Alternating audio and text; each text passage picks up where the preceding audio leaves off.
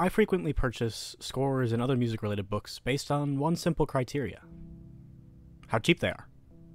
Hi, I'm Austin Kobylarczyk, arranger and composer, and today I'd like to warn you about something I came across recently.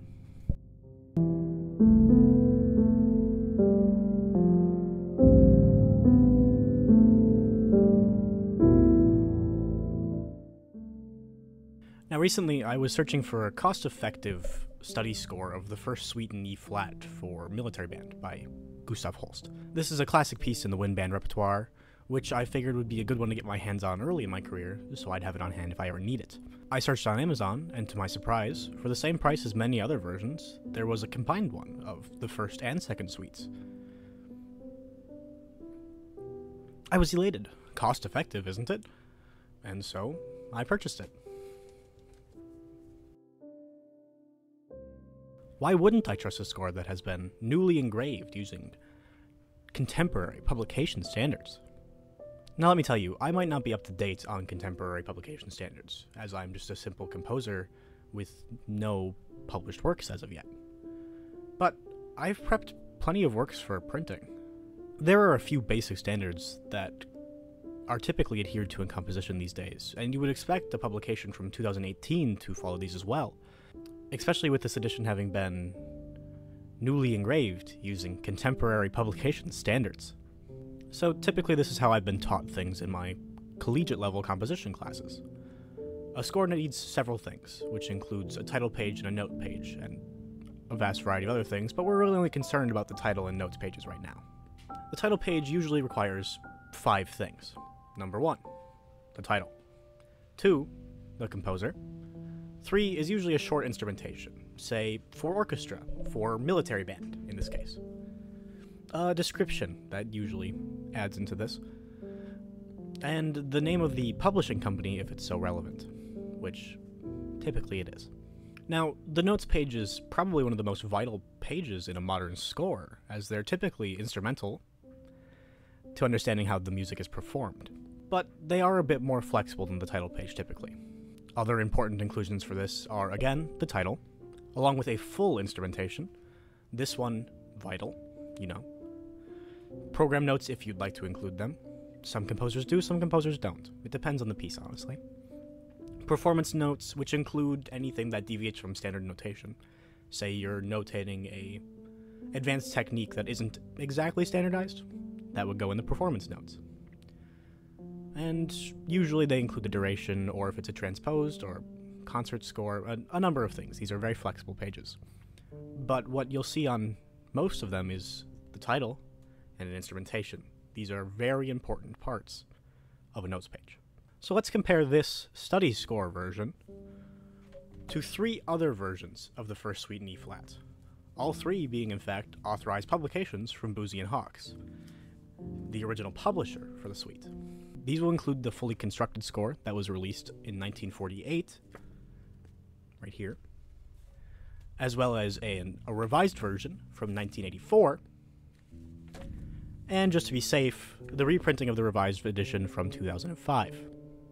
We'll start off with the title page and go from oldest to newest. 1948 version of this has all 5 points I mentioned that are necessary for a title page earlier.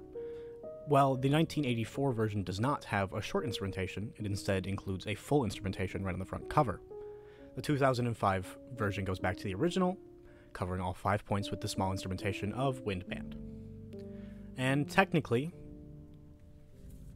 the study score edition I purchased does do all 5 things I mentioned properly. It fulfills all 5 points. But the notes page is where things start to fall apart. The 1948 edition does not have one, which is quite honestly typical for pieces written around that time period. Now remember that statement, around that time period. The 1984 edition doesn't have one either, but it does feature a full instrumentation on the cover, which kind of gives it the pass in my mind, as the main function of the notes page is to include performance notes and the full instrumentation. As this includes the full instrumentation and is a fairly straightforward piece that doesn't need performance notes, it kind of fulfills all these ideas. However, there are notes available regarding the publication, which are reprinted again in the 2005 edition of the score. which also includes the original manuscript instrumentation and how that was changed for the original version of the score to make it more accessible to the modern wind band at that time. And here we come to the first problem with the study score edition. There are no notes anywhere.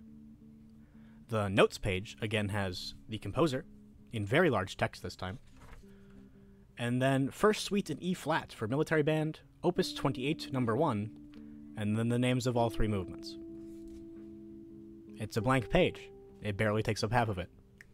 For a study score, would it not be beneficial to include all of the changes from other published versions? For those of you who don't know, a study score is typically a version of the score that has additional information involved in it. It's got additional information regarding, say, in the case of the First Suite in E-flat, the folk songs that were used as the foundations of the pieces, a bit about their origins, where they're from, and how they were used, maybe. Much less, should we not also have a full instrumentation for the piece? Isn't that something that would be helpful when you're studying the score? Especially if it was different from all other versions that were published. Which, let me spoil it for you, it is. In fact, the instrumentation is not close to any of the published versions, or even the original manuscript.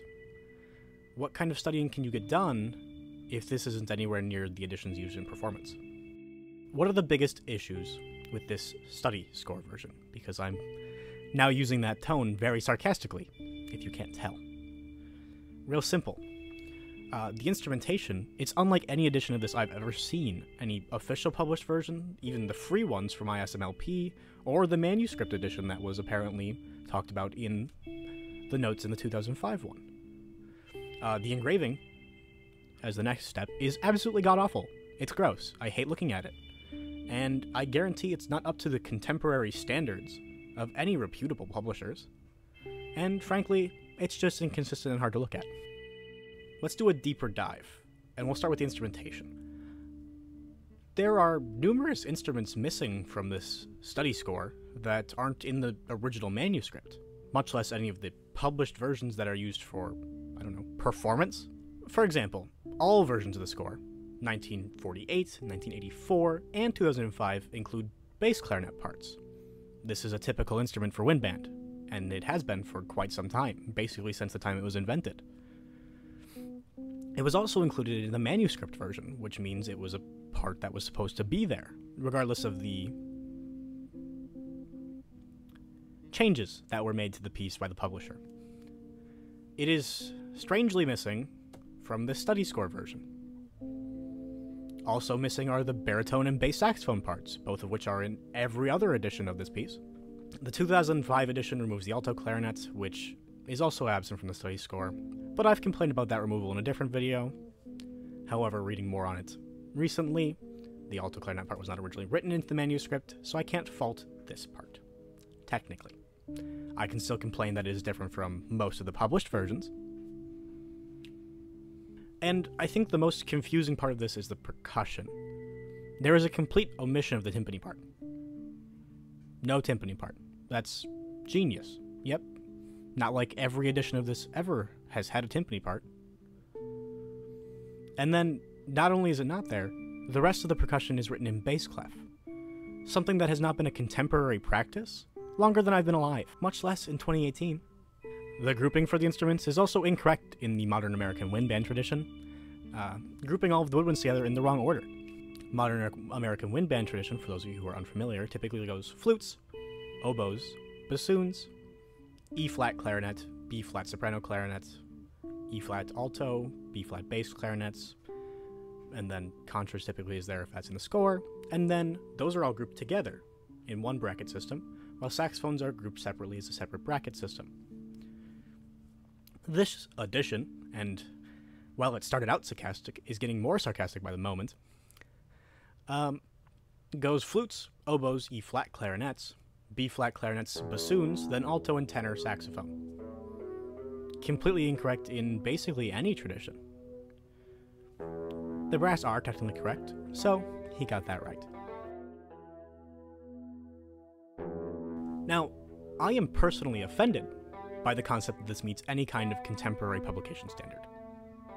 Actually, I'm offended by the idea that it makes any publication standard, contemporary or otherwise. The key to a clean score will always be consistency.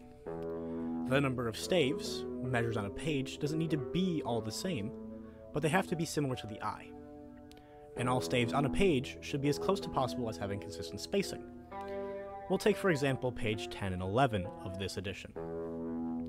Page 10 has 7 measures, page 11, 10. There is a clear difference between the two that makes the score seem amateurish and messy. While not as noticeable on other pages, I'm not even talking about the second suite in the second half of the book. It is still incredibly easy to notice that the spacing and size of each stave and measure is inconsistent at best. Along with this, there are many instances of messy, or misleading beaming, multiple collisions, unaligned crescendos and dynamics, strangely combined parts, like for what reason is there to combine the solo and first clarinet parts?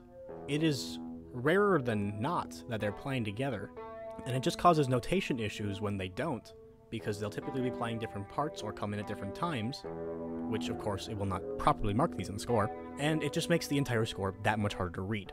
I've also noticed that there's a printing error on a number of pages that causes the end of the page, all of the measures to shift up slightly so that they're misaligned, which should never have gone past a quality check.